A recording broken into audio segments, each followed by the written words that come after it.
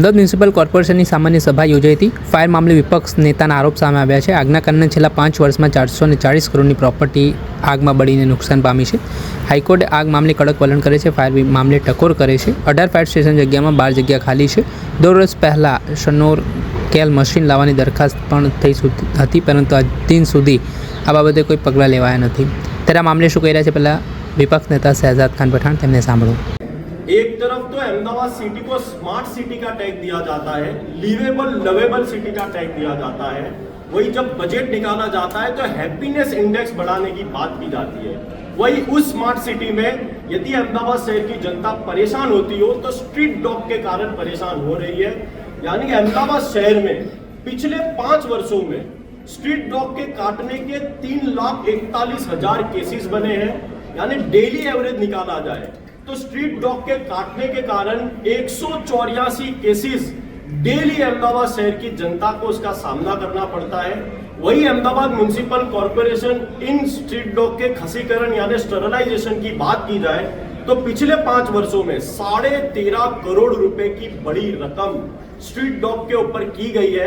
लेकिन आज भी अहमदाबाद शहर की सड़कों पर ऐसा लगता है कि अहमदाबाद शहर की जनता को आज भी सो कॉल्ड स्मार्ट सिटी का टैग दिया गया है, लेकिन उस स्मार्ट सिटी में स्ट्रीट डॉग की परेशानी के कारण अहमदाबाद शहर की जनता को परेशानियों का सामना करना पड़ता है। अहमदाबाद म्युनिसिपल कॉर्पोरेशन अहमदाबाद शहर की जनता को प्राथमिक सुविधा तो नहीं देता, यानी कि नल गटर रोड के कारण तो अहमदाबाद शहर की जनता को परेशान करता है। वही 18,000 करोड़ रुपए का वार्षिक बजट होने वाली महानगर पालिका में सेफ्टी के कारण से भी अहमदाबाद शहर की जनता को परेशानियों का सामना करना पड़ता है। फायर डिपार्टमेंट की बात की जाए तो अहमदाबाद शहर में एवरेज डेली 210 कॉल्स और 210 बनाव आगजनी के कारण अहमदाबाद शहर में बनते हैं। जिसके 5 वर्षों की बात की जाए तो अहमदाबाद शहर में 440 करोड़ रुपए की प्रॉपर्टी का नुकसान अहमदाबाद शहर की जनता का हुआ है। उसमें सबसे बड़ी लापरवाही अहमदाबाद म्युनिसिपल कॉर्पोरेशन की इसलिए बनती है कि अहमदाबाद फायर डिपार्टमेंट में 796 जगह है, जिसमें 316 जगह अभी भी खाली पड़ी गई है। एक तरफ तो गगनचुंबी इमारतें बनाने का दावा भारतीय जनता पार्टी करती है कि हमने परमिशन दी है, लेकिन उन गगनचुंबी इमारतों में आग लगती हो तो पिछले 1.5 वर्ष पहले भारतीय जनता पार्टी ने टेंडर निकाला गया था और स्नॉरकेल मशीन हाई राइज बिल्डिंगों के लिए लगाने की बात की गई थी, लेकिन आज भी वो स्नॉरकेल मशीन सिर्फ और सिर्फ पेपरों में रखा गया है।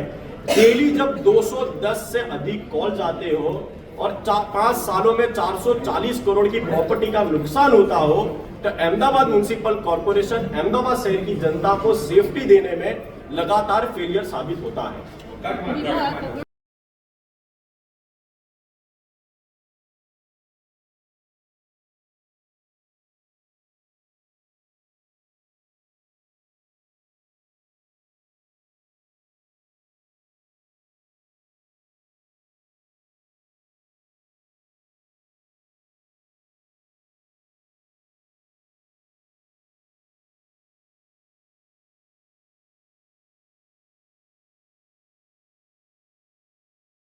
ઓછી થઈ રહી છે અને મોટા મશીનો હજુ પણ આવ્યા નથી। મશીનોની વાતો થાય છે પણ ટેન્ડર નથી રહ્યા।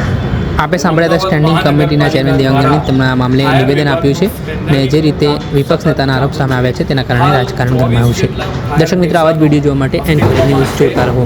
આવનાર સમયગાળા દરમિયાન મહાનગરની અંદર દર 10 કિલોમીટરે એક ફાયર સ્ટેશન હોય તે પ્રકારનું પ્લાનિંગ થઈ રહ્યું છે।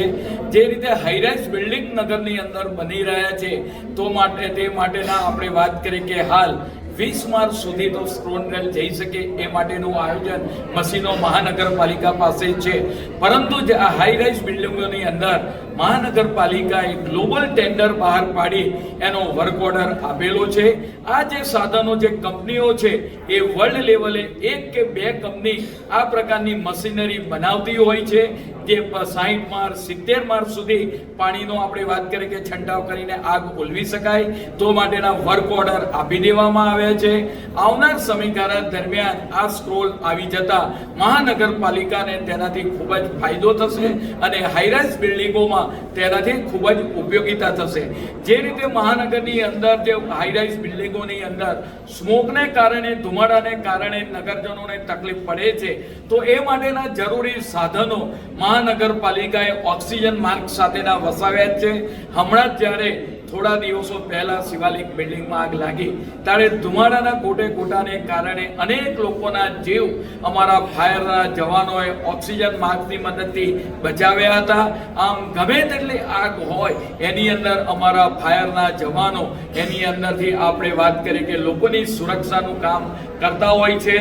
તદુપરાંત જ્યારે મહાનગરની અંદર વોટર બોડી મોટી માત્રામાં આવેલી હોય ત્યારે દેશનું પ્રથમ આ મહાનગરપાલિકા છે જેની પાસે વોટર ટ્રેકર પોતાનું, જ્યારે કોઈ બોડી પાણીની અંદર ડૂબી ગઈ હોય અને એને શોધવી હોય, રાત્રિના સમય પણ શોધવી હોય, તો આપણે વોટર ટ્રેકરની મદદથી 2 ટ્રેકરો 2 કરોડના ખર્ચે મહાનગરપાલિકાએ વસાયા છે.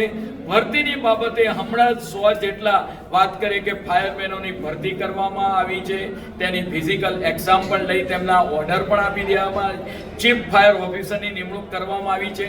અને જે રીતે અમદાવાદ 480 ચોરસ કિલોમીટર એરિયામાં વિસ્તરેલું છે, ત્યારે આપણે વાત કરીએ કે નદીની પૂર્વ અને નદીની પશ્ચિમ એમ બંને બાજુના ફાયર ઓફિસરો એની અલગ નિમણૂક, એની અલગ એપોઇન્ટમેન્ટ કરવામાં આવી છે.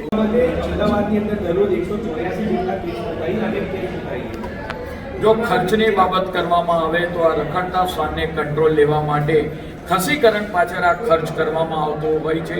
કોઈને કૂતરું કરડે અને હડકવા ન થાય એટલા માટે આ ખસીકરણનો ખર્ચો કરવામાં આવતો હોય છે. મહાનગરપાલિકામાં આપણે વાત કરીએ કે જે સુપ્રીમની ગાઈડલાઈન છે કે ડોગને પકડીને એને એ જ એરિયામાં છોડવું, પરિણામે એ ગાઈડલાઈનના નિયમોના પાલન પ્રમાણે આ કામગીરી કરવામાં આવે છે. પરંતુ જ્યારે કોઈ ડોગ વધારે એગ્રેસિવ હોય તો આવનાર સમયગાળા દરમિયાન મહાનગરપાલિકાએ 2 પ્લોટ આઈડેન્ટિફાઈ કરી ડોગ શેલ્ટર હોમ કે ભાઈ કૂતરાને 15 દિવસ સુધી રાખી અને નોર્મલ કઈ રીતે થાય, તેના સ્વભાવની અંદર એનો એગ્રીવનેસ કઈ રીતે કંટ્રોલમાં આવે એ માટેના પ્રયત્નો, એના માટેનો ડોગ શેલ્ટર હોમ બનાવવામાં આવશે.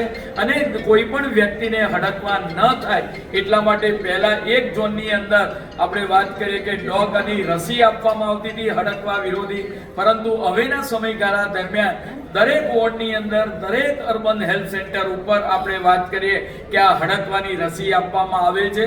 આમ નગરજનોની સુરક્ષા પાછળ આ ખસીકરણનો ખર્ચ અને રસી આપવાનો ખર્ચ મહાનગરપાલિકા દ્વારા કરવામાં આવતો હોય છે. ઓકે. આપણે સાંભળ્યા હતા શહેજાદ ખાન પઠાણ, વિપક્ષ નેતા, તેમના મામલે પ્રતિક્રિયા આપી છે. આ બાબતને લઈને ફાયર વિભાગના વિપક્ષના જે આરોપો છે તેને લઈને સત્તા પક્ષના સ્ટેન્ડિંગ કમિટીના ચેરમેનની પણ પ્રતિક્રિયા સામે આવી છે, જેમાં તેમનું કહેવું છે કે ફાયર અને સ્ટ્રીટ ડોગ મામલે વિપક્ષ નેતા અજાણ છે. ચીફ ફાયર ઓફિસરની ભરતી કરવામાં આવી છે અને આસિસ્ટન્ટ ફાયર ઓફિસરની નિમણૂક કરવામાં આવી છે. સૌથી વધુ ફાયરમેનની ભરતી પણ કરવામાં આવી છે. 10 કિલોમીટર એક ફાયર સ્ટેશન બને તે રીતે નવા 15 ફાયર સ્ટેશનનું આયોજન થયું છે. સાંભળો સ્ટેન્ડિંગ કમિટીના ચેરમેન દેવાંગ દાણા.